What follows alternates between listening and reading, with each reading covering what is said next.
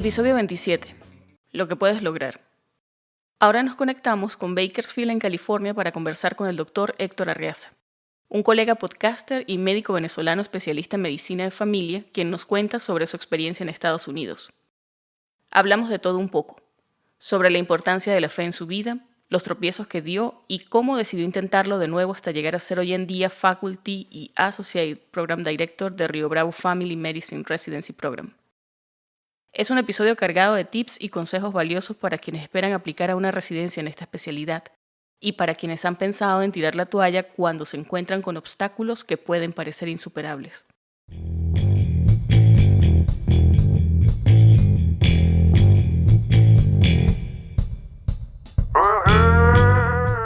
Estás escuchando Pluripotenciales, el podcast de la doctora Sheila Toro. Forma parte de una comunidad médica en la que se exalta cooperación en lugar de competencia y escucha voces auténticas que relatan historias de resiliencia, perseverancia y reinvención.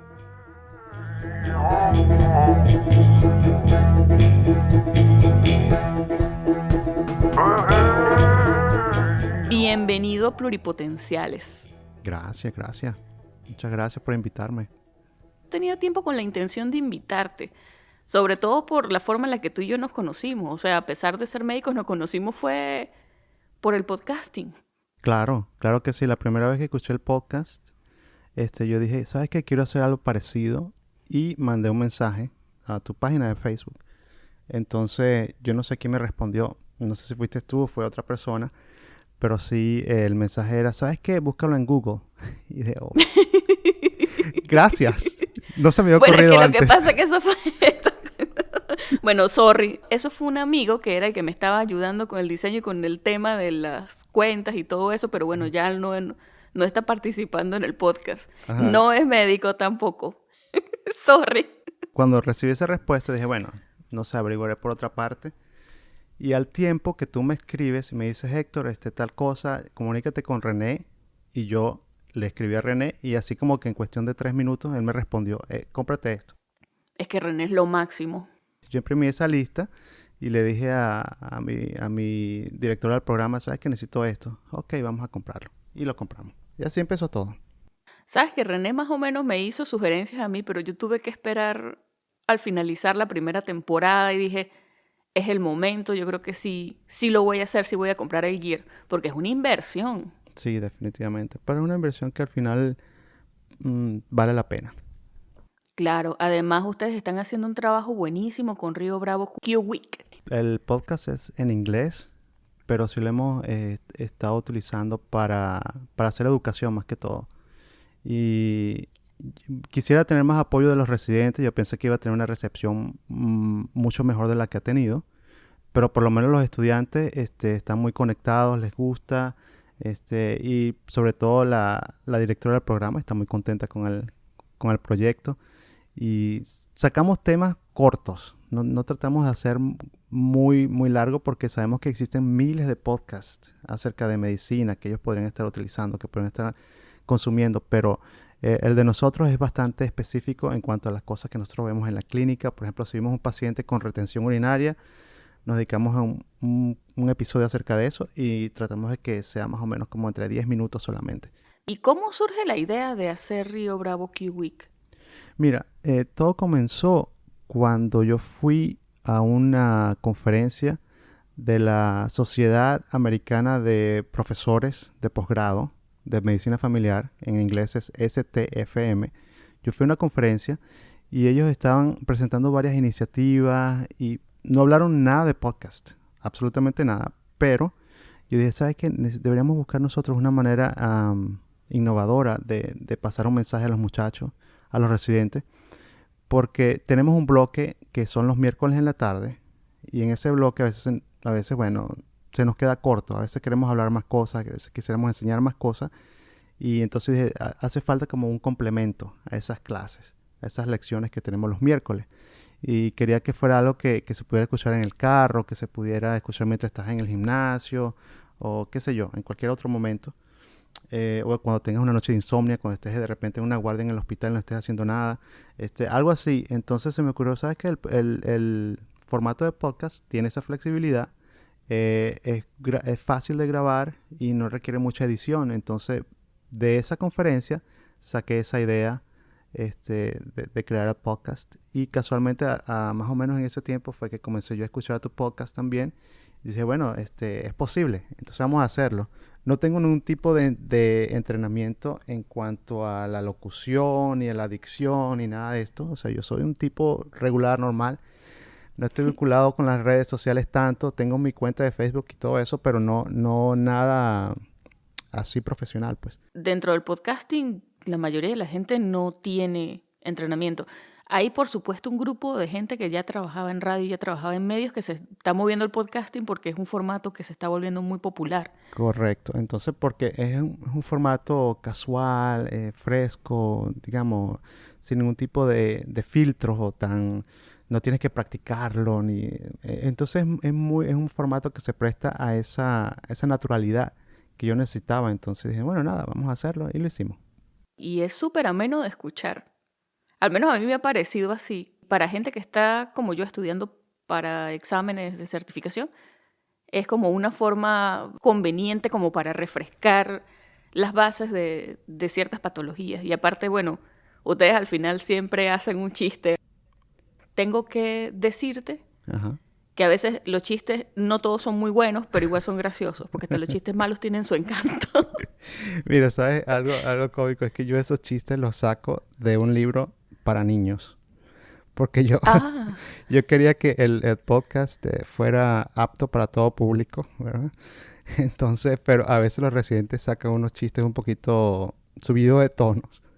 más Entonces, picante. entonces tengo que ponerle la letra esa, la letra E de explícito, a algunos de los episodios, por los chistes de los residentes que son un poquito subidos de tono. Pero la mayoría de los chistes son chistes para niños. Y bueno, por eso quizás no son tan buenos.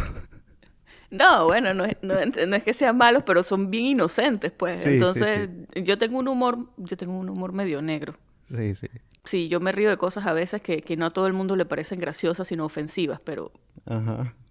me la vivo disculpándome por eso, pero bueno, en fin. Mira, vamos a comenzar a hablar de ti, de Ok. quién eres tú. Ok. Porque entiendo que tú egresaste en el 2001 de la Universidad Rómulo Gallegos, estudiaste en San Juan de los Morros. Sí, el año 2001 suena como si fue casi el siglo pasado, pero sí fue en el 2001. Ujú.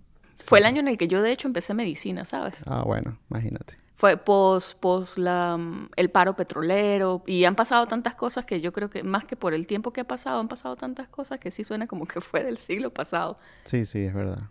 Pero bueno, sobre todo a ti, ¿cuándo decides tú y por qué Estados Unidos? Porque has recorrido bastante camino desde aquel entonces. Bueno, mira, en el 2001, yo cuando me gradué, por supuesto, cumplí con mi rural. Mi rural en el estado Guárico, en Parapara. Es un pueblo que queda muy cerca de San Juan de los Morros. Ahí estuve un año, cumplí mi rural como debe ser. Después de ese año yo estaba como en esta encrucijada, pues como qué posgrado voy a hacer. Pues yo quería hacer medicina interna, quería ser cardiólogo al final. Pero también tenía mis compromisos espirituales, pues, o sea, tenía como esa parte espiritual que quizás la había dejado no completamente de lado, pero sí quería hacer un servicio comunitario, estilo misional. Entonces, yo dije, bueno, ¿qué hago? ¿Me voy a la misión o comienzo un posgrado? La misión normalmente son 2 años, es un compromiso total. O sea, tú te dedicas a tiempo completo a hacer servicio a las personas, a hacer proselitismo religioso, prácticamente. Quizá la gente no está muy familiarizada con el tema, pero es como que tú te conviertes en un representante de una organización religiosa por 2 años. Entonces, eso fue lo que hice. Después de mi rural, hice la solicitud para ser misionero. Entonces, bueno, tú puedes ser misionero en cualquier parte del mundo, pero normalmente te mandan a lugares dentro de tu país. Entonces, bueno, yo recibí ese llamado para ir a Estados Unidos, al estado de Utah. Entonces, bueno, dije, bueno, sí, no hablaba inglés, por supuesto, no, el inglés que nosotros tenemos en el liceo es un inglés muy básico, saber los colores, saber los días de la semana, pero uno piensa que habla inglés, ¿verdad? Yo dije, bueno, sí, yo hablo inglés, La impetuosidad de la juventud. sí, te das cuenta cuando llegas al aeropuerto de que el inglés que tú sabes no es mucho, ¿verdad? Sí. Pero bueno, entonces, ya, yo hice el servicio misional por 2 años y lo completé y regresé a Venezuela. Y en Venezuela trabajé en el sector público durante unos meses, pero igual tenía un señor, un amigo que conocí cuando fui misionero. Él me había ofrecido que me quedara en su casa y me iba a dar un préstamo y todo, porque este servicio misional es solamente por 2 años. Después de ahí tú regresas a tu país. Entonces, pero este señor pues Ok. se quedó comunicando conmigo, por cierto que en paz descanse, un señor, y él me llamó a mi casa en San Juan de los Morros. Mira, ¿quieres estudiar inglés? Y le digo, bueno, sí, por supuesto. Entonces, vente un tiempo para que aprendas inglés. Bueno, como no estaba en ningún posgrado, estaba solamente en el sector público, dije, bueno, voy a ahorrar un dinerito, que en ese tiempo se podía, con mi sueldo de médico, pues trabajé en ambulatorios en el estado Guárico, trabajé en el sector público, trabajé en clínicas privadas también. Tenía como 3 o 4 trabajos en diferentes lugares. Entonces ahorré un dinerito para mi pasaje y bueno, me vine al estado de Utah a estudiar inglés sin nada de información acerca de los steps, nada de esto, ¿verdad? Yo dije, bueno, voy a ir a estudiar inglés y me inscribí en un college para estudiar, ¿cómo se llama esto? Asistente médico, medical assistant. Ujú. Sí, entiendo que hiciste un programa de Executive Medical Assistant, se llama. Sí, sí, y lo terminé. El programa normalmente dura 2 años, pero como yo dije, bueno, mira, yo vi farmacología, yo ya vi todas estas materias. Entonces me dijeron, bueno, solamente muéstranos tus notas y, y te las pasamos. Entonces a mí me duró más o menos como 1 año y medio. De hecho, tú puedes ser asistente médico en Estados Unidos sin hacer ese programa, pero a mí me servía porque me servía para mi inglés, lo que era también la terminología médica y también estar en contacto Ujú. con los hospitales y todo eso. Entonces, mientras yo estaba en esa carrera, pues me di cuenta, me fui enterando acerca de los steps, de todo el proceso de Estados Unidos, ECFMG y todo eso. Entonces yo dije, bueno, ¿sabes qué? Voy a hacer un posgrado en Estados Unidos, ojalá que pueda. Y uno también es inocente, pues uno no sabe todos los obstáculos a los cuales te vas a enfrentar. Entonces yo dije, nada, voy a estar aquí 1 año y medio y el año que viene comienzo el posgrado, ¿verdad? Así como cualquiera. Sí, este año tomo los 3 steps y comienzo mi posgrado. Pero la realidad es otra. O sea, la realidad es que esos exámenes son bastante complejos, no están en tu idioma y, y bueno, choqué con la realidad porque tomé mi primer step y me lo rasparon. O sea, y gracias a Dios que me rasparon porque me faltaba solamente como 2 puntos para pasarlo y si lo pasaba con muy baja nota, lo cual no es positivo, ¿no? Yo creo que vale la pena que digamos para las personas que no saben, Ajá, que una vez que tú alcanzas la nota mínima para pasar el step o el examen, ajá, no tienes chance de repetirlo, pero si de hecho lo raspas, lo aplazas, ujú. si tienes la oportunidad de repetirlo y puedes hacerlo mejor en la siguiente oportunidad. Exactamente. Bueno, entonces yo no llegué a ese puntaje mínimo. Entonces, bueno, me entró la depresión, sí, una tristeza muy grande, porque dije, bueno, yo fui cum laude, me gradué de la universidad, yo tengo conocimiento de medicina y todo esto, pero te afecta mucho el hecho de que no hayas estado leyendo tantos libros de medicina. Yo por esos 2 años estuve más que todo enfocado en la parte espiritual que te dije y y no había estudiado mucho o no había estudiado lo suficiente. Yo pensaba que sabía, pero al final no llegué a ese punto mínimo. Entonces, nada, yo dije, nada, desde que llegué a Estados Unidos me dediqué a la traducción de textos médicos, de textos religiosos, de cualquier tipo de texto. Y entonces, primero que me servía para mi inglés y segundo me servía también como un ingreso. De hecho, cuando me gradué de asistente médico, eh, decidí seguir con la traducción, porque la traducción era más lucrativa. Entonces, nada, seguí trabajando de traductor y me olvidé un poco de las pruebas. Entonces, me casé. Durante este tiempo, la situación en Venezuela, por supuesto, seguía empeorando y yo seguía explorando la posibilidad de hacer el posgrado y regresar a Venezuela, porque eso fue siempre mi horizonte, ¿verdad? Mi meta, Ujú. hacer el posgrado, regresar a Venezuela, montar un consultorio en San Juan de los Morros, o en Maracay, o en Villa de Cura, en Cagua, en alguno de estos pueblos que yo conozco, pues, que es mi casa, mi hogar. Sí. Entonces, pero con la situación de Venezuela se estaba poniendo cada vez peor y bueno, afortunadamente me enamoré de mi esposa, que la amo mucho. Pero ya va, ya que tú tomaste la iniciativa de mencionar el tema, vamos a ponernos más personales. ¿Cómo conociste a tu esposa? Lo que pasa es que yo no digo mucho, pero la vida religiosa para mí es importante y forma una parte muy importante de quién yo soy, ¿verdad? Entonces, mi esposa, ella iba a la iglesia a la que yo iba y tenemos actividades de solteros, ¿verdad? Entonces, nos reuníamos, íbamos a campamentos, íbamos a nadar, a hacer cualquier cosa, o al parque y todo eso. Hacíamos actividades como de teatro y cosas así. Entonces, en eso conocí a mi esposa y, nada, nos enamoramos. Mi esposa, tú la ves a mi esposa y tú piensas que es de repente portuguesa o italiana, porque no es rubia.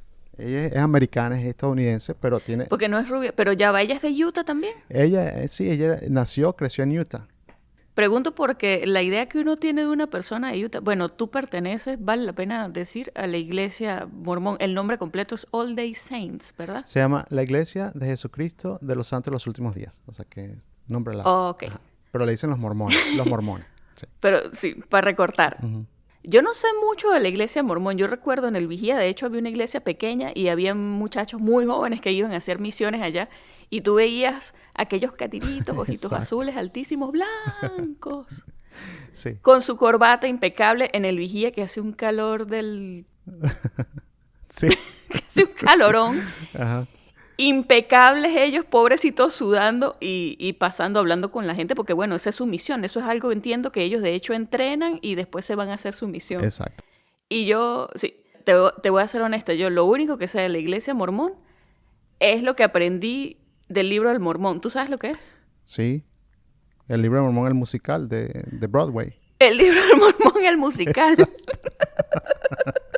Es que de hecho tú pones The Book of Mormon en Google, es lo primero que te sale. Y eso es lo que sale. Lo que pasa es que es muy famoso porque, mira, lo hicieron entre los creadores de South Park Exacto. y una persona que es un músico en Broadway súper famoso, que de hecho escribió la banda sonora para Frozen y se ganó un Oscar por la banda sonora de Frozen. Ajá. Entonces, él de hecho, el que te estoy diciendo, que es el que escribió la banda sonora de Frozen, tiene otro musical que es muy famoso, Ajá. que se llama Avenue Q. Entonces, para mi cumpleaños, hace unos años, mi esposo y yo nos fuimos para Nueva York y nos fuimos a Broadway porque es así como, ¿qué es lo más neoyorquino que podemos hacer? Ajá. Y vimos el libro del Mormón y es buenísimo. Claro, Qué divertido, ¿no? es una comedia, es una comedia y habla un poco de la iglesia mormón, pero es una comedia y es una sátira. Claro, claro. Pero lo que a mí me llamó la atención es que en el libro, ¿sabes? El libro, yo no sé cómo se llama, te dan un librito con la información de todo el cast, de toda la gente que está participando en la obra, Ajá. de los músicos, quién escribe, no sé qué, y hay mucha publicidad. Oh. Y encontré una página con publicidad de la iglesia. Y yo dije, esta gente es tan buena gente que de hecho hay una, ¿sabes? Hay una obra que es de alguna manera una sátira Sí. de algo que pasa en su iglesia, que es cuando muchachos se van de misión. Ajá. Y todavía están haciendo, ¿sabes? Y tienen publicidad ahí de la iglesia. No, Es algo, los mormones son conocidos por ser buena gente. no, sí. Sí, yo pienso que tenemos ese compromiso de ser buenos con la gente. La bondad es parte de nuestra idiosincrasia, pues. Entonces sí, no, pero si viste el musical, el libro siempre es mejor, así que lee el libro. Bueno, pero el libro, El pues, libro, porque de libro. hecho se llama el libro, ¿le dicen el libro del mormón o se llama el libro del mormón? El libro de Mormón es un libro real, o sea, es un libro que nosotros consideramos una escritura sagrada, pero el musical no está basado en el libro, sino que el musical es como una sátira de la iglesia. Pero el libro Sí. existe, y es un libro que yo considero un libro hermoso que contiene muchas buenas enseñanzas. Pero bueno, para no hacerte el cuento tan religioso, ¿verdad? Porque si no van a pensar la gente que soy Bueno, un pero monje, que me la yo paso te en un dije, tú puedes templo, hablar que- de lo que tú quieras, o sea, Sí. el micrófono es tuyo. Sí, no, no, porque la gente a veces piensa que sí, los mormones en corbata y son así de punta en blanco y no tienen defectos, ¿verdad? Entonces, a veces uno como que no quiere estar tan, que te vean como con ese estereotipo, ¿verdad? Entonces, pero sí, la iglesia forma una parte muy importante de mí, la practico, pero no me considero una persona fanática, ni tampoco self-righteous, como que critico a las personas que no creen igual que yo. Yo soy muy abierto, soy muy espontáneo, también tengo muchos defectos. Pero bueno, después que yo terminé el asistente médico, que me casé, yo decidí hacer el posgrado, pero ya en ese tiempo incluso le dije a mi esposa, cuando yo termine mi posgrado podemos mudarnos a Venezuela. Pero imagínate tú, uno tan inocente, ¿verdad? Uno no sabe lo que es el socialismo hasta que pasan los años. Pero sí, y mi esposa me dice, no, bueno, sí, quizás podemos abrir una clínica. Mi esposa sería como el equivalente de enfermera especialista. En Venezuela y en Latinoamérica no tienen esa designación, pero en inglés es Nurse Practitioner, o sea que es NP, y ellas pueden hacer prescripciones médicas. Y entonces mi esposa es Nurse Practitioner y yo le dije, ¿sabes qué? Abrimos una clínica por allá, por mi pueblo. Sí, vamos, lo hacemos, qué sé yo. Pero en ese tiempo Venezuela todavía, en Venezuela se podía soñar, en esa Venezuela del 2007, digamos. Entonces, pero me casé y en esas conversaciones, ella me dice, pero entonces, ¿y tú vas a seguir con esto del posgrado? ¿Quieres hacerlo? Y le digo, mira, no sé, yo creo que no voy a poder porque ya me rasparon el primer examen. Me dice, no, pero inténtalo otra vez. De repente lo pasa. ¿Sabes qué? Te voy a escuchar. Si vamos, lo voy a hacer otra vez. O sea, que fue tu esposa quien te animó, de hecho. Sí, fue mi esposa. Tú y yo lo conversamos, tú y yo lo sabemos, y todas las personas que de hecho de alguna manera están estudiando para presentar exámenes de USMLE, bueno, saben o más bien creen que eso es la muerte, presentar un examen y aplazarlo. Yo conozco muchas personas que han aplazado un examen y han tirado la toalla totalmente. Porque eso es lo que se dice que es como, si aplazaste un examen ya no hay oportunidades para ti porque como IMG la barra es más alta, te va a descalificar de alguna manera, pero tú encontraste la motivación para hacerlo y para seguir. Sí, definitivamente. Lamentablemente hay mucha información que, bueno, sí, se escucha en las redes sociales, en los grupos, en los foros, de que si no apruebas el Step 1, entonces ya es tu sentencia de muerte. Pero en mi caso no fue así, ¿verdad? En ese tiempo de que mi esposo me estaba convenciendo, tuvimos un bebé, nuestro primer bebé. Y por supuesto hay que dedicarle tiempo al niño, al embarazo, hay que trabajar, hay que hacer otras cosas. Y mientras tanto yo iba estudiando, ¿verdad? Entonces era como estudiar en la noche y trabajar durante el día. Entonces ese proceso, por supuesto, de tratar de mantenerse uno mismo a flote y estudiar a veces es complejo, ¿verdad? Sí, lo es. La desmotivación y siempre tenía que estar estudiando y mi esposa, vámonos el fin de semana a hacer alguna cosa, y yo no, tengo que estudiar. Entonces es esa carga allí constante. Pero entonces tomé el Step 1 y lo pasé. Bien. O sea, no fue una nota excelente, maravillosa, pero lo pasé. Entonces yo dije, bueno, ¿sabes qué? Entonces quizás sí esto va a ser el camino. Tomé el Step 2 y lo pasé. Y entonces dije, bueno, nada.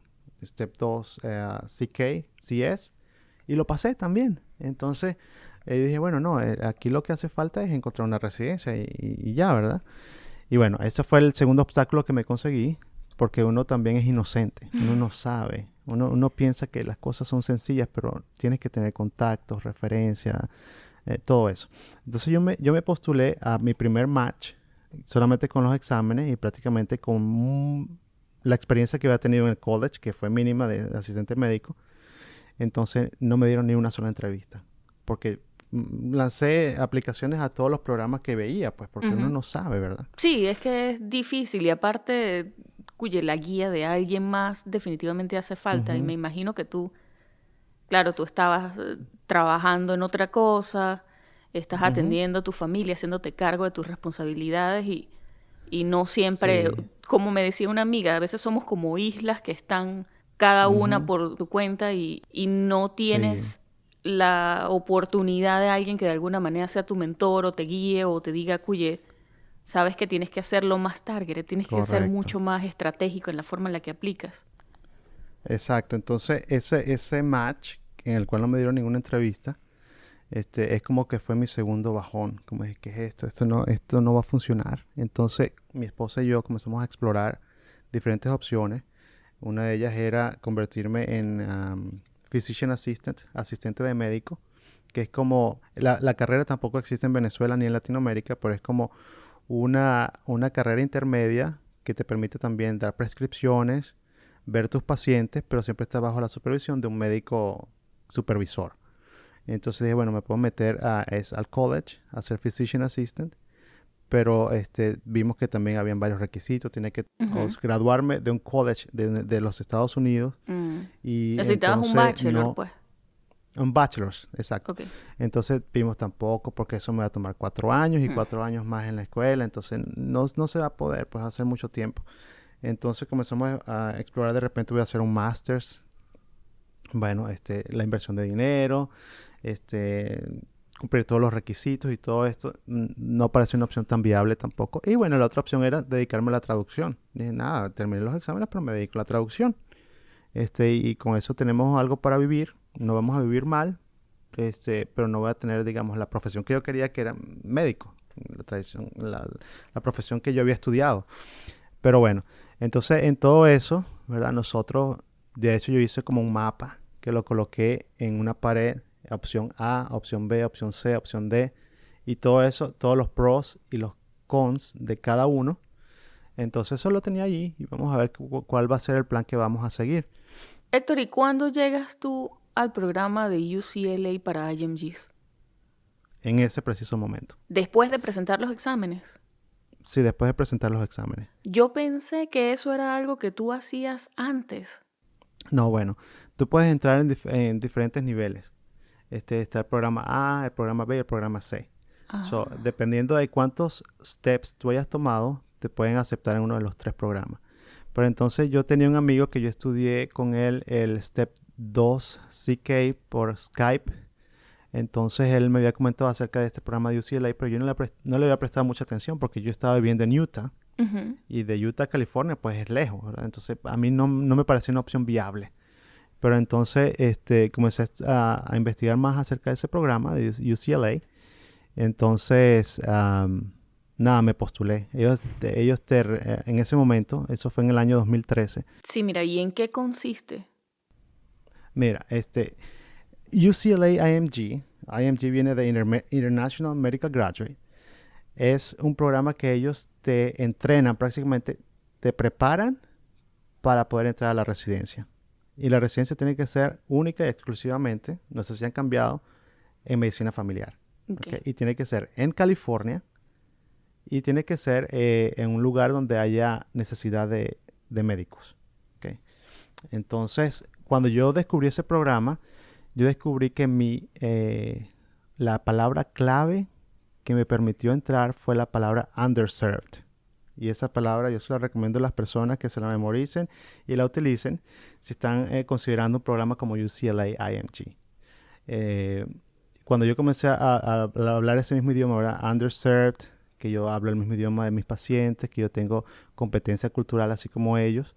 Entonces ellos vieron mi potencial y me aceptaron. Entonces sí. Prácticamente es como una beca en UCLA. Y UCLA, Universidad de California en Los Ángeles, pues es una de las mejores universidades de Estados Unidos e incluso del mundo, ¿verdad? Entonces que ellos te den una beca de ese tipo, a mí me pareció una gran bendición en ese momento, ¿verdad? Sí, es que es tremenda oportunidad porque, digo, más allá de la ayuda que es la beca, es tener lo que tú dices, el nombre de UCLA respaldándote a ti. Exactamente. Entonces, el único defecto, digamos, no defecto, pero sí una de las características principales que tiene el programa es que solamente aceptan personas que ya estén viviendo aquí en Estados Unidos y estén viviendo ya como residentes, o sea, que tengan la tarjeta verde. Sí, es digamos, el requisito así. Sí, que muchos no cumplen porque no están aquí y a veces están escuchando de repente desde Venezuela y dicen, yo voy a también a postularme para UCLA, pero no los aceptan a menos que estén aquí. Porque la filosofía del programa en sí es reclutar, o como diríamos, aceptar a las personas que estén aquí, que ya sean médicos y que no hayan tenido la oportunidad de encontrar una residencia. Es como que ellos no quieren malgastar ese recurso humano que está en la comunidad, que podría estar desempeñando una función en la sociedad, cuidando personas que tienen necesidades, pues, y ellos quieren utilizar ese recurso que está ya en la comunidad. No quieren reclutar personas que vengan de otros países, prácticamente a quitarle ese recurso a esas comunidades que están en otras partes del mundo. Entonces ellos solamente quieren utilizar el recurso que ya está aquí, que puede utilizarse para suplir una necesidad que existe. Porque en California, a pesar de que es un estado muy lindo, muy maravilloso, pues Y existen rico. regiones, sí, muy rico. Existen regiones en las cuales las personas no quieren vivir en California, ¿verdad? Específicamente en el Valle Central, donde yo vivo, las personas no quieren vivir aquí, porque aquí es un lugar más que todo de agricultura, de ganadería, y la gente quiere vivir en Los Ángeles o quiere vivir en San Francisco o en San Diego, ¿verdad? Principalmente, pero la gente no quiere vivir en los lugares rurales, agrícolas, no, nadie quiere nada de eso. Entonces aquí hay mucha necesidad de médicos. Entonces UCLA te prepara, te da las herramientas, pues te permite hacer rotaciones en Los Ángeles, en hospitales, en clínicas privadas, en muchas partes, para que tú puedas tener una visión de lo que es el sistema de salud aquí en California y en Estados Unidos, como que te aclimata, te permite ver la parte administrativa, la parte humana, la parte también de servicio médico. Entonces, esa preparación te da a ti una mayor seguridad de que puedes entrar a un programa de residencia. Y de alguna manera te garantiza esa experiencia clínica que es tan importante para los IMG cuando están aplicando, porque todos sabemos que hay gente incluso que gasta una cantidad de dinero en pagar observerships, en pagar externships, que son carísimos también, Sí, porque necesitan experiencia clínica en Estados Unidos. sí, y de hecho, eso fue lo que yo hice antes de entrar a UCLA. Yo estaba buscando experiencia clínica y tuve que pagar a una compañía. Me consiguieron una oportunidad con una pediatra en Utah y estuve un tiempo con ella, como un mes. Fuimos a hospitales y todo eso, pero esto es un servicio que es bien costoso. Entonces, pero bueno, cuando ya hice todo este programa de UCLA, ellos te dan el respaldo con las cartas de recomendación y prácticamente incluso hacíamos sesiones para practicar la entrevista y te dan como ciertos tips o ciertos consejos. Te dicen, ¿sabes qué? Siéntate de esta manera, esa corbata está muy brillante, no te pongas perfume, ese tipo de cosas. Entonces, ya te preparan para que puedas lucirte en las entrevistas también. Entonces, pienso que es un programa excelente para las personas que están buscando una oportunidad de este tipo, de servir en una comunidad que tenga necesidad de servicio médico. Es una oportunidad excelente. Sí, Pero bueno, es lo que que suena así. también te comenté fuera de cámara, que vivir en un pueblo en Estados Unidos no es igual que vivir en un pueblo en otras partes del mundo, ¿verdad? Sí, Porque vivir en un pueblo aquí, sí, de repente no tienes todas las comodidades de una ciudad, ¿no? De repente no hay tantos teatros o no hay tanta cultura o lo que sea, pero tienes tranquilidad, tienes seguridad, tienes maneras de entretenerte, incluso parques, lagos, ríos, sí. muchas cosas, ¿verdad? Y acceso, que eso no pasa en los pueblos, por decir en Venezuela o en países en Latinoamérica. Por lo general la gente se muda a las ciudades porque tiene acceso a tiendas, a comprar lo que necesite, a educación para sus chamos. Pero es que esas Ujú. cosas las hay aquí en los pueblos. En los pueblos pequeños, exacto. Al menos un Entonces, Walmart hay en cada pueblo. definitivamente, en cada pueblo.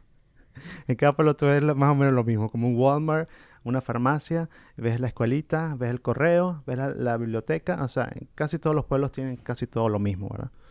Entonces, bueno, yo, después que estuve en UCLA, me ofrecieron entrevistas en varios lugares como en San Diego, en Visalia, que es otra parte aquí del Central Valley, y aquí en Bakersfield, Tienes que aplicar solo en California. solo en California, solo en California. Y ellos te asesoran acerca de los programas en los cuales tú tendrías más opción Ok. de hacer match. Entonces ellos te dicen, ¿sabes qué? Aplica a estos 10 programas, estos 30 programas o lo que sea. Y ellos, cuando te dicen que apliques a ese programa o que te postules, ellos están llamando a esos programas. Y dicen, ¿sabes qué? Tengo un candidato una persona que habla español, habla inglés muy bien, por supuesto, conoce la población que usted atiende y lo queremos mandar para que usted le dé una entrevista. O sea, como que y te imaginas, te están llamando de UCLA. Y Claro. con los años, este programa ha estado estableciendo relaciones con varios programas de residencia y tienen ya una reputación, pues. O sea, básicamente le mandan a la gente que sabe que va a ser un buen match para ellos. Ujú, sí. Y muchos de estos IMGs, ellos tienen profesiones en sus países, ¿verdad? Muchos de ellos tienen posgrado incluso en, en México, en Cuba, en otros países. Entonces, en cierta forma tienen una ventaja comparado con los estudiantes de medicina que de repente están saliendo de la escuela o de la facultad, están recién graduados, en cambio que estos candidatos ya tienen experiencia. Entonces, en cierta forma, un buen apoyo que te dan Claro. para poder hacer el match. Y es así que llegas tú a Río Bravo Family Medicine Residency Program. Sí, ¿Cómo fue tu experiencia en ese programa? Que es donde de hecho hoy día eres faculty. sí, sí. Yo soy parte de la primera promoción. En el 2014 ellos vieron el programa y estaban entrevistando a personas que tuvieran experiencia. De hecho, la primera promoción, que éramos 6, 5 de nosotros éramos hispanos, hablamos español, todos éramos de Latinoamérica. Teníamos yo, ¿verdad? Que era de Venezuela, que soy de Venezuela, un muchacho de Argentina, 2 muchachos de El Salvador y un muchacho de Cuba. Y teníamos a una muchacha estadounidense, pero también con ascendencia asiática. Esa fue la primera promoción. Ellos buscaban personas con experiencia. De hecho, ella se graduó de la universidad UCLA, pero ahora sí de la escuela de medicina de ellos, de UCLA. Ujú. Entonces, esa fue la primera promoción porque estaban buscando personas que tuvieran esa sensibilidad humana, sensibilidad social, que tuvieran la competencia cultural y también que fuéramos competentes en la parte del idioma para tratar a estas personas que nuestra población aquí principalmente es población hispana que trabaja en el campo.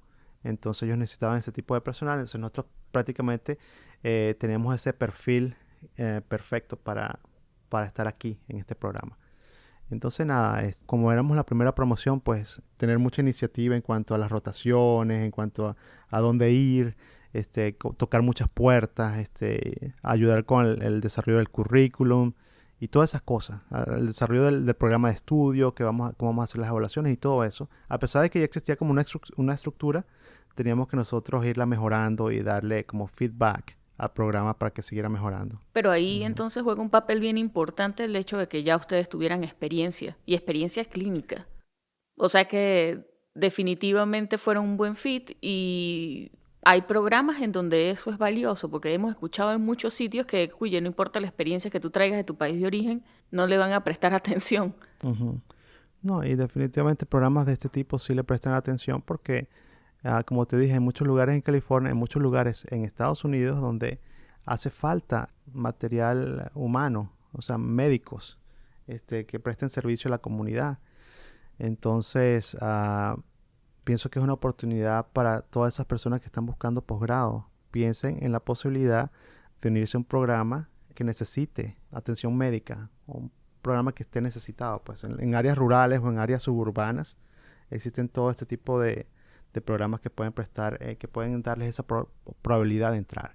Pero por supuesto, esto no quiere decir que estos programas tengan menos requisitos o que tienen prácticamente los mismos requisitos. Muchos de estos programas están en el match, requieren también un puntaje eh, alto en los steps, un buen puntaje.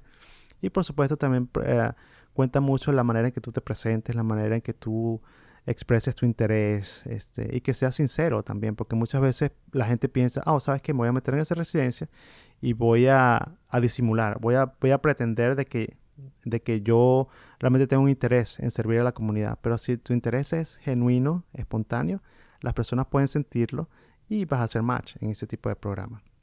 Dicen los programas que están tratando de encontrar un buen fit precisamente Sí. porque no todos los candidatos, o sea, independientemente de los notones que hayan sacado de la universidad con el nombre gigante de la que se hayan graduado, no todo el mundo es Ujú. un buen fit en todos los programas y eso uno lo sabe. Hay gente que tiene, como yo te contaba, o sea, hay gente que tiene interés más académico y por supuesto que va a ser un mejor fit si tienes un montón de investigación, vas a ser un mejor fit en un programa que sea más académico, pero si lo que te gusta es más hacia el servicio, por supuesto que vas a ser un fit perfecto para una zona, como tú dijiste, que es la palabra clave, underserved. Sí. Y de hecho es tan clave que esa es, como quien dice, la base de lo que es el programa de waiver. Claro, tú no tuviste que pasar por ahí porque tú eres ciudadano americano, tú tenías tu green card, asumo, cuando ya estabas haciendo el concurso para el match. Sí. Pero el programa del waiver, que es lo que hace la gente que tiene una visa J1, que es sponsored by, iba a decir, que el sponsor es ECFMG. Ajá. Ellos, de hecho, tienen que servir en una zona que esté también underserved. Entonces, yo he hablado con colegas que se han súper especializado y cuando viene el momento de ser waiver puede ser quizás un reto conseguir una posición para el waiver, porque en las zonas, no todas las zonas underserved, por ejemplo, tienen una UCI de última tecnología. Entonces, sí, para los IMGs eso es algo muy a tener en cuenta. Si no para el momento de hacer la residencia, quizás para el momento de hacer el waiver, que bueno, creo que ya hemos explicado antes qué es el waiver, pero básicamente la visa J1, que era lo que te contaba el otro día, tiene una cláusula de regreso al rancho. Tú tienes, tú tienes una cantidad de tiempo determinada en la cual tú tienes que terminar tu posgrado, tu entrenamiento completo si vas a ser fellow, y después de ese tiempo, en teoría, te tienes que regresar a tu país de origen al menos 2 años. No sé si depende del país que sea, pero ese caso en particular, lo que estoy diciendo, lo sé de personas de Venezuela. Y no es solamente de médicos, también es de gente que está en ciencia, de biólogos con los que he trabajado, mismo tema. Solamente que ellos, fuera de la medicina, no tienen la posibilidad de hacer waiver. Lo que se hacía antes era algo a través del Ministerio de Relaciones Exteriores, en el que básicamente tenían que darle autorización para quedarse y decir que en el país de origen no los necesitan, pero eso ya en Venezuela, para Venezuela no está funcionando desde hace años, tengo entendido. Bueno, sí, aquí tenemos personas que están en waiver. Tenemos una especialista en infectología de Colombia. Su esposo, que es nefrólogo, está aquí también con nosotros, no en el programa directamente, pero sí en la clínica, en el sistema de clínicas, porque es como una red de clínicas que tenemos. Y tenemos una doctora de Perú. Entonces, este programa, este tipo de clínicas, si hay alguien que está por ahí escuchando, necesita hacer un waiver, aquí contratan personas especialistas para hacer waiver en esta red de clínicas, pero más que todas esas especialidades, nefrología, endocrinología, infectología. Entonces, por ahí les paso ese dato. Sí. Bueno, ese es un dato que vale oro. ¿Tú sabes si hay algún requisito extra por ser California? Porque entiendo que incluso para el match hay un requisito extra que no tienen otros estados. Mira, ¿sabes? No tengo la información exacta, pero pienso que es igual que en todas partes. Okay. De hecho, la infectóloga Alexandra, yo le pregunté qué te pareció el proceso. Me dice, no, la clínica tenía todo listo, o sea, estaban muy bien asesorados y le pareció que la transición para venir de Nueva York a California, le pareció que todo fue muy, muy rápido, muy sencillo. Sí, ese es un dato por ahí. La otra cosa que te iba a contar, déjame describirte cómo es el programa Río Bravo. Río Bravo no es un programa tradicional. Como tú sabes, la mayoría de los programas de residencia están avalados o administrados por una universidad o por un hospital. Este programa está patrocinado por una red de clínicas. Aquí se le dicen clínicas para personas de bajos recursos, pero que se llaman Community Health Centers, CHC, que son clínicas en las cuales se le brinda atención a todo tipo de público, pero se hace énfasis en las personas que tienen pocos recursos. Entonces, esta red de clínicas, ellos crearon un programa de posgrado bajo este sistema que se llama Centros de Enseñanza de Medicina. En inglés es THC. que es una sigla que puede prestarse mucha mala interpretación, pero THC es Teaching Health Centers. Entonces, este es un Teaching Health Center. Y el programa está enfocado a entrenar a los residentes por medio del servicio. O sea, tú enseñas al servir a los demás, pues, a estar prestando atención médica. Por supuesto, tienen la misma supervisión que el resto de los programas. Tienen sus attendings, tienes que presentar igual. Tienes rotaciones no solamente en el sistema, en la red de clínicas. Y clínicas, cuando hablo de clínicas, para que la gente que está en Venezuela, clínica es lo que significa ambulatorio en Venezuela. Clínica es donde vemos los pacientes que no están hospitalizados. Pero también tenemos un hospital, que es donde hacemos las rotaciones intrahospitalarias. Entonces, el entrenamiento es prácticamente igual, pero está más enfocado a la parte de ambulatorio. Está más enfocado a la parte outpatient. Ok. Mira, yo quería preguntarte acerca de la diferencia entre medicina de familia aquí y en Venezuela, porque también conversábamos acerca de lo poco que está uno en contacto con el posgrado de medicina de familia cuando está estudiando en la universidad. Al menos fue mi caso y tú me dijiste que también fue el tuyo. Digamos que es una especialidad con la que no está muy familiarizado porque no es como que siempre rotas con los residentes de medicina de familia, entonces no siempre lo conocen. No todos los hospitales universitarios en Venezuela tienen un posgrado de medicina de familia, entonces a veces estamos muy desinformados. ¿Cómo ha sido tu experiencia en ese sentido? Sí, mira, yo conocí a algunos residentes de medicina familiar cuando estaba en la Universidad Rómulo Gallegos y yo dije, medicina familiar, yo pienso que será el último posgrado que yo haría. Y por eso dice que el pez muere por la boca. Pero bueno, yo la verdad es que tenía muy poca información acerca de eso. Me parecían que eran médicos generales y para qué vas a hacer otros 2 años de posgrado si vas a hacer lo mismo, ¿verdad? Bueno, eso más o menos es la visión que uno tiene en Venezuela. Cuando llego aquí a Estados Unidos, me doy cuenta que el médico familiar juega un rol fundamental en el servicio de salud porque atiende sí más o menos el 80% de la población, el 20% tiene que ir a las subespecialidades. Uh-huh. La medicina familiar aquí se considera una especialidad, por supuesto, pero eres prácticamente generalista.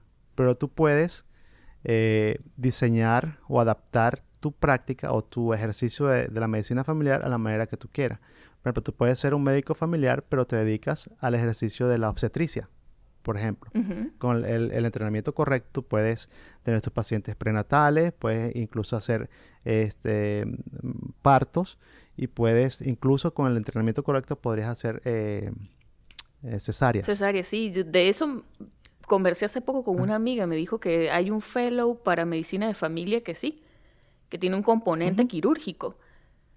Y así para muchas otras especialidades. Sí, tú puedes ser médico familiar y puedes dedicarte, qué sé yo, a la atención de pacientes pediátricos. Y eso es todo lo que tú ves, ¿verdad? O, por ejemplo, puedes dedicarte a la geriatría. Ves solamente pacientes mayores de 65 años. Que es una oportunidad bien importante para los IMGs, porque entiendo que el 50% de los médicos que practican geriatría en este país son IMGs. O sea, es la especialidad que más tiene IMGs. Uh-huh. Sí, bueno, entonces la medicina familiar, cuando llegué aquí, pues me di cuenta de que juega ese papel fundamental en el sistema de salud. Y cuando comencé a investigar más acerca de lo que era medicina familiar, más que todo cuando entré a UCLA, acerca de todas las cosas que ellos hacían, de todo el entrenamiento que tenían, que es prácticamente un entrenamiento en todas las especialidades y que prácticamente sabes un poquito de cada una y quizás te enfocas más en la parte outpatient, en la parte ambulatoria. Uh-huh. Entonces yo dije, bueno, la verdad es que me encantó el concepto de prestar atención a las personas sin importar la edad, sin importar el sexo, sin importar la religión, sin importar cualquier cosa. Tú puedes ver cualquier paciente prácticamente como médico familiar. Entonces pienso que es un perfil de un médico que es indispensable en la sociedad americana en este momento, porque tenemos regiones como esta donde tienes que tener un médico que te vea las uñas, que te vea el corazón y que te vea, y qué sé yo, tiene la próstata. Entonces pienso que ese tipo de médico es muy versátil y muy necesario y yo me siento feliz pues de haber escogido medicina familiar como mi posgrado, como mi especialidad. Y no solamente las cosas no terminan cuando tú terminas tu residencia, tú puedes seguir entrenamiento, tú puedes, por ejemplo, en mi caso, estábamos hablando de obesidad antes de grabar el programa y yo no Estamos sé si te lo hablando de puse en todo el peso que yo me gané llegando a Estados Sí. Bueno, entonces yo viendo también la necesidad de tener más entrenamiento en cuanto a obesidad, yo busqué la forma de conseguir un certificado en obesidad. Entonces, me presenté igual una prueba y toda la cosa así como si fuera un step 1 y todo, y me dieron un certificado de obesidad. Entonces ahorita le presto ese servicio a los residentes y también a los pacientes que tengo, porque como faculty tienes que tener pacientes también. Entonces, mira, es una profesión muy versátil que te permite crecer en el área que tú quieras. Por ejemplo, si tú eres en tu país, no sé, eres endocrinólogo y de repente vienes y haces un posgrado aquí en medicina familiar, mucho del conocimiento que tú tienes en endocrinología lo vas a seguir poniendo en práctica e incluso puedes perfeccionarlo y puedes prestarle este servicio a la comunidad donde tú estés. Héctor, y una pregunta.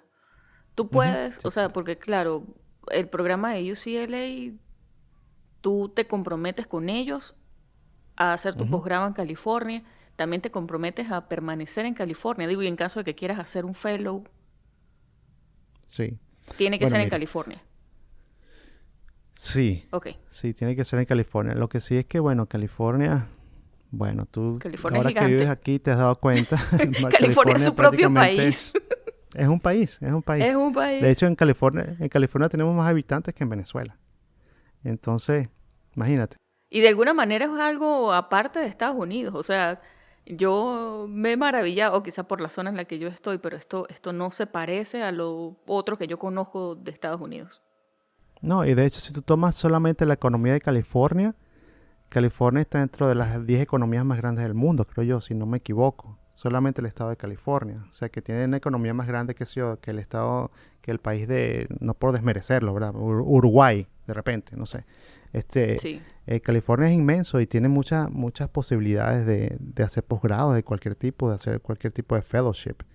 Entonces, la limitante, sí, de estar en el estado de California no es tan limitante como tal, sino que más bien tienes muchas opciones, es una oportunidad prácticamente.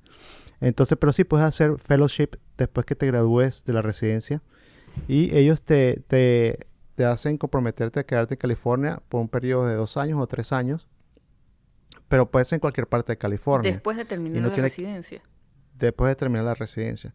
Puede ser en cualquier parte de California y es más que todo un compromiso, más que todo moral, pienso yo, porque ellos no Como la rural. algo así, pero no es nada legal, pues digamos, es como tú firmas un papel en UCLA, tú firmas un papel y es como un compromiso. ¿Sabes? Aquí todo lo que está en papel prácticamente tiene mucho peso. No, de repente no te van a demandar, no te van a perseguir, no te van a poner preso, pero sí es como un compromiso que tú dices, ¿sabes qué? Yo voy a hacer la residencia en California y voy a quedarme aquí por lo menos por 2 años o 3 años, dependiendo del compromiso. Y nada, pues, ya que estás aquí en California, ¿qué más vas a hacer, verdad? Y yo vine de Utah. Normalmente ellos no traen doctores de otros estados, pero a mí me tocó. Vine de Utah, yo conozco algunos que han venido de Arizona. Y bueno, aquí tuvimos el entrenamiento, terminamos la residencia y aquí nos hemos quedado. Yo de hecho me iba a regresar a Utah, pero me gustó tanto vivir aquí que me quedé. Y ya llevo aquí desde el 2017 hasta ahora, son 3 años y no nos vamos a mudar de aquí. Aquí vamos a quedarnos hasta que los niños vayan a la universidad o de repente quizás hasta más. Pero aquí estamos muy felices, aquí estamos muy bien, estamos contentos. Ujú. Bueno, muy bien. Sí. Te iba a decir good to hear, pero Sí, qué bueno escucharlo. sí, sí, sí. Mira, Héctor, hemos conversado muchas cosas han pasado. Lo que tú dijiste, o sea, de 2001 para acá se siente como el siglo pasado, Sí. pero no lo es tanto. Pero han pasado muchísimas cosas. De todas esas cosas que tú tienes, ¿qué enseñanzas has tú compilado que tú sientes que puedes compartir con la gente, con los muchachos que vienen detrás? Bueno, mira, yo pienso que una de las enseñanzas que yo he aprendido es a buscar la información de la fuente correcta, a mantenerte bien informado y tener claro lo que tú quieres, lo que puedes lograr, el potencial que tienes. y también tener un poco de ser realista, porque a veces venimos con muchos sueños, con muchas expectativas, con muchas metas, y sí, muchas de esas metas son loables, se pueden lograr, pero sí depende de qué tanto tú quieras dedicar a esa meta, de qué tantos recursos, qué tantas energías tú quieras dedicar para esa meta. Ah, Puede que no sea la meta para ti, puede ser que tengas que cambiar de meta, no necesariamente tienes que bajar la barra, sino que de repente cambiar de dirección. Ser flexible. Como yo te dije, mi meta era ser cardiólogo, pero sabes que ahorita pienso que si me tocaría escoger entre cardiología y medicina familiar, todavía elegiría medicina familiar, porque me encanta, porque me gusta, me siento a gusto, me siento que estoy logrando muchas cosas positivas para mí, para mi comunidad, para mi familia, así que estoy bien, me siento feliz. Entonces pienso que a veces tienes que adaptarte un poco a la realidad, a los recursos que tienes enfrente de ti, a los recursos que tienes tú como persona y adaptar esas metas.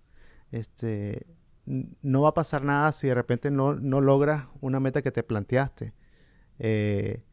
No va a pasar nada. Tú vas a seguir siendo feliz, vas a encontrar la manera de disfrutar lo que estás haciendo. Yo pienso que eso ha sido una de las enseñanzas que he aprendido, es adaptarme, adaptar a las metas que tengo y ser realista y ser feliz con lo que tengo.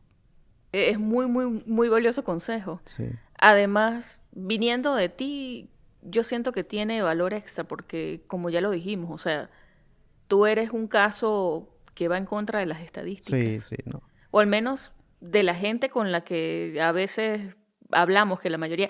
Yo he notado algo en todo este proceso, o sea, hablando del USMLE, a lo mejor no todo el mundo se siente identificado, pero tú ves en los grupos de estudio, los foros y la gente que de hecho habla de su experiencia, es la gente que saca esas notas contra todas posibilidades, unos notones absurdos, y no es la media, porque la media es la media por una razón. La mayoría de las personas, en este caso específico que estoy comentando, los scores, la mayoría de la gente no comparte su experiencia porque siente que siendo de la media no se siente...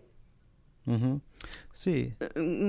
No siente que su experiencia sea valiosa. Sí. Y es algo que a mí me tocó aprender con mi score del CK. Ajá. Yo pensé que yo teniendo un score promedio, para poner en contexto, Ajá. yo estoy ahorita estudiando para mi Step 1, pero ya yo presenté mi Step 2 CS y 2 CK. Okay. Y yo obtuve un score que no era lo que yo me estaba esperando, pero saqué un score promedio. Y eso a mí me tumbó por meses.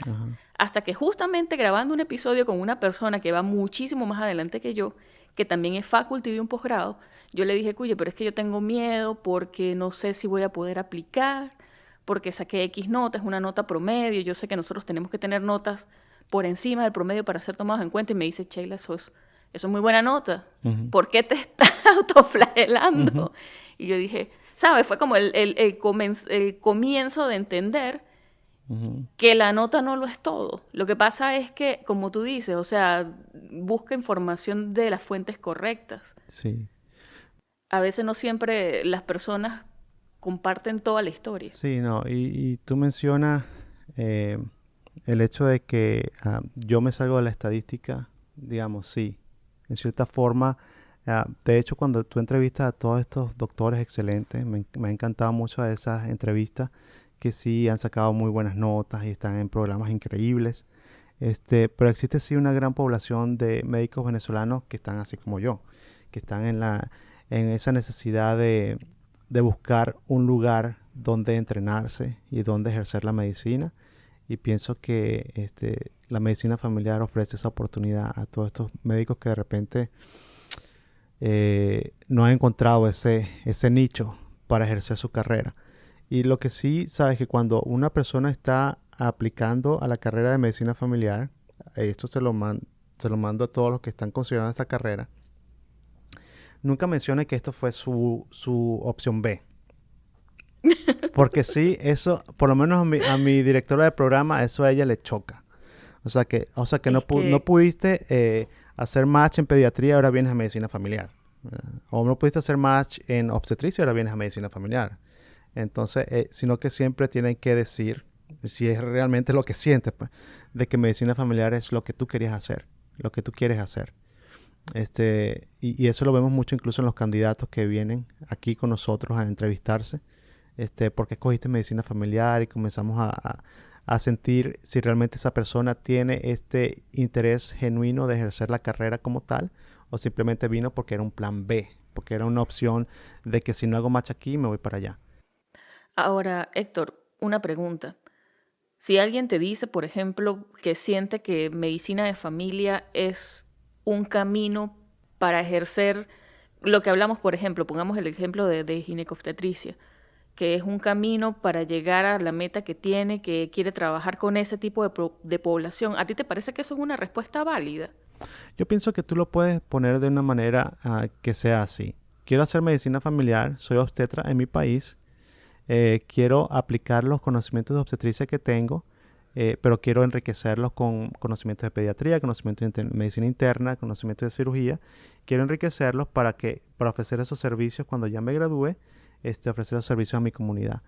Yo pienso que cada médico familiar también puede tener como un interés en cierta área dentro de la medicina familiar. Por ejemplo, tenemos una residente ahorita que es gastroenteróloga en Venezuela. Ella tiene un interés en medicina familiar, que es un interés sincero, pero dice, pero también me gustaría hacer colonoscopias cuando yo me gradúe. Y yo pienso que a ella tiene esa oportunidad, porque hay muchos médicos familiares que pueden hacer colonoscopias al momento de graduarse. Ella tiene que solamente cumplir sus requisitos. Tenemos otro residente que ella le gusta mucho la obstetricia, ¿verdad? A pesar de que no es obstetra, dice, ¿sabes qué? Ella lo expresó cuando estuvo en su entrevista. Yo quiero enfocarme en la parte obstétrica. Entonces tenemos un área aquí dentro del programa, varios attendings que a ellos les encanta la obstetricia y a ellos les encantó esa respuesta. O sea que tú todavía puedes tener cierto interés en cierta área y aún así tener interés en medicina familiar. No sé si me explico. Sí, sí, claro. Por ejemplo, tenemos algunos residentes que tienen interés en, ¿sabes qué? A mí me encantan los niños, pero quiero tener un entrenamiento que incluya todo tipo de pacientes y quizás cuando me gradúe quiero enfocarme mucho en los niños, pero por supuesto vas a tener entrenamiento enriquecedor de la parte geriátrica, de la parte de obstetricia y todo eso.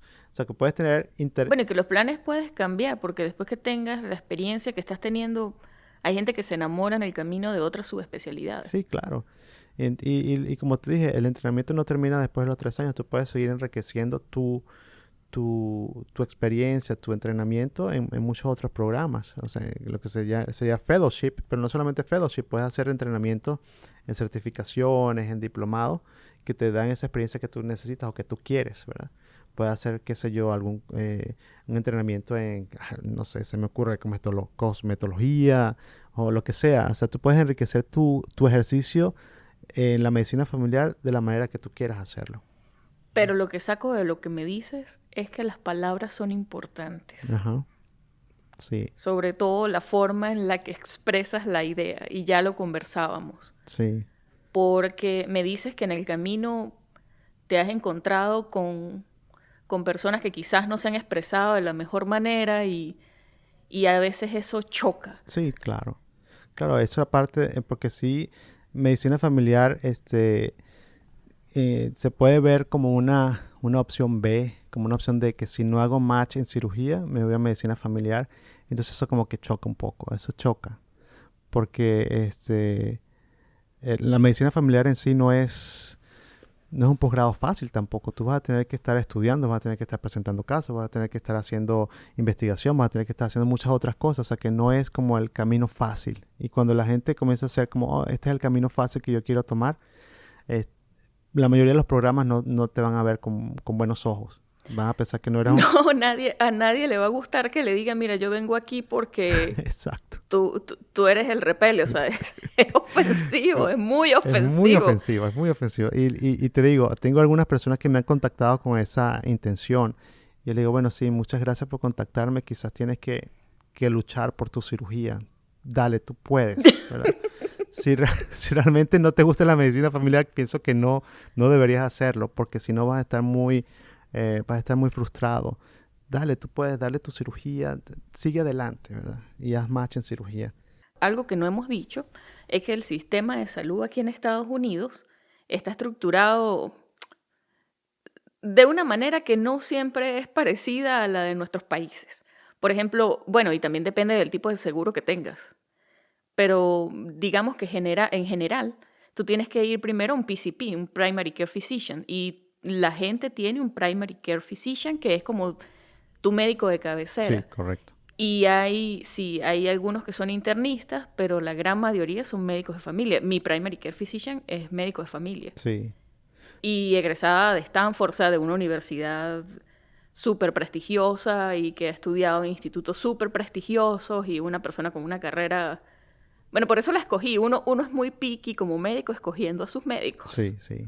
Es lo que estábamos hablando. El médico que primero encuentra al paciente son médicos de familia, porque de alguna manera, obvio, necesitas una visión más general de la patología y ya después si necesitas o no la referencia, el PCP lo decide. Sí. Y esa es más o menos la forma en la que está estructurado el sistema de salud aquí en los Estados Unidos. No, y de hecho, si te pones a ver en cuanto a las posiciones de liderazgo en la medicina en general en Estados Unidos, muchos de esos cargos están ocupados por médicos de familia. Entonces, creo que el presidente de la Asociación Médica Americana por mucho tiempo, no sé si el actual es, pero yo sé que han desempeñado ese rol como presidente de esa asociación de médicos de Estados Unidos. O sea, imagínate, ellos representan a todos los médicos de Estados Unidos. Entonces, el médico familiar aquí puede tener mucho prestigio también. Es una profesión que te ofrece el prestigio que mucha gente quiere, ¿verdad? Y necesita. Como médico, de repente hay personas que quieren tener un prestigio. Entonces, medicina familiar, pues si consigues el programa correcto y puedes tener también ese nivel de prestigio que tú quieres. Bueno, Héctor, de verdad que ha sido un honor hablar contigo. Muchísimas gracias por animarte a grabar con nosotros. Además, es especial cuando uno graba con un co-fellow podcaster. Bueno, sí, no, gracias. Para mí ha sido un placer y sabes que yo nunca he hecho una grabación en español y yo siento que estando tan alejado de los hispanohablantes, a veces me siento muy mal cuando escucho mi acento. Así que cuando escuche este episodio voy a estar como, ¿por qué hablo así? Pero bueno, es que no, ya estaba... vale, si estás hablando buenísimo. Yo soy la que mete Spanglish cada 3 palabras. No, pero yo, a veces el acento se me mezcla tanto con tantas nacionalidades que uno tiene alrededor. Y bueno, más que todo aquí hablo con personas de México y de Cuba, de Guatemala, ¿verdad? Y uno quisiera mantener ese acento venezolano, así, bien venezolano, bien sanjuanero, bien guariqueño. Pero a veces el acento uno se le mezcla con tantas cosas y comienza a pronunciar más eses de lo acostumbrado, las G. Sí, los venezolanos sufrimos de eso. Sí. Yo, de hecho, siempre mantengo un cartelito que no se te olvide decir las S. Mira, no, y la X, cuando yo comienzo a pronunciarla, en Venezuela le parece muy cifrina esa X. Por ejemplo, le dije a una amiga en estos días, no, estoy trabajando horas extra. ¿Cómo que extra? ¿De qué parte eres tú, muchacho? Tú eres de San Juan de los Morros. Entonces... Mira, yo no sé cómo es el acento de San Juan de los Morros, pero yo mi gocho lo llevo a cuestas como una cruz. No, sí. Que pesa. 5 minutos después de comenzar a hablar con una persona, el gocho se me sale, pero es lo que tú dices, es cierto. Sí. O sea, eventualmente tu acento, tu vocabulario se ve influenciado por el idioma que hablas, que, bueno, en nuestro caso es inglés, Uh-huh. y los acentos de otros lugares, porque Estados Unidos es un país súper diverso. Sí. Y trata también de adaptarlo al acento de los pacientes que tú ves. Bueno, Héctor. Bueno. De verdad, muchísimas gracias. No, gracias a ti, Sheila. Siento que me quedo en deuda contigo. Te debo una. Sí, ¿cómo por qué? De verdad, y tú debes estar súper ocupado. Y que saques el tiempo para grabar, un millón. No, hoy es mi día libre, así que no hay problema. Si te sientes en deuda, yo te voy a invitar a mi podcast para que tú me grabes. Ay, pero ¿y qué puedo decir yo a tu podcast? Para que me grabes un poquito, aunque sea, no sé, una palabra médica, alguna cosa por ahí. Así que si tú te sientes en deuda, Sí, mira, vale. te invito para que hablemos de un temita por ahí y de alguna cosa. Cualquier cosa, podemos hablar. Mi inglés es terrible. No, pero practicamos. Es terrible. Y mi inglés tampoco es perfecto, así que digamos, pero se hace el esfuerzo. Ay, así no nos juzgamos. Entre nosotros así no nos juzgamos. No, pero imagínate, sería lindo, ¿verdad? Que grabaras algo conmigo. Un tema que que a ti te encanta, un tema que tú te lo sepas bien y conversamos, qué sé yo, 7 minutos y me pienso que va a ser bonito. Imagínate un venezolano entrevistando a una venezolana en inglés, educando a los residentes. Pienso que sería bonito. Sabes que yo he grabado en inglés para otras cosas y cada X cantidad de palabras digo, o sea, O sea, en inglés. o sea, no en español. Y digo, bueno, Sheila, pero ya va, o sea. Ok, Tienes que El o sea que me persigue. tienes que encontrar tu muletilla en inglés para que la use. I mean, yo creo I que mean. es I mean, lo estoy tratando de cambiar por I I mean. mean, yeah. Sí. Pero bueno, entonces, mira, 1 millón de Bueno, verdad, no. te estoy en deuda. Gracias a ti, Sheila.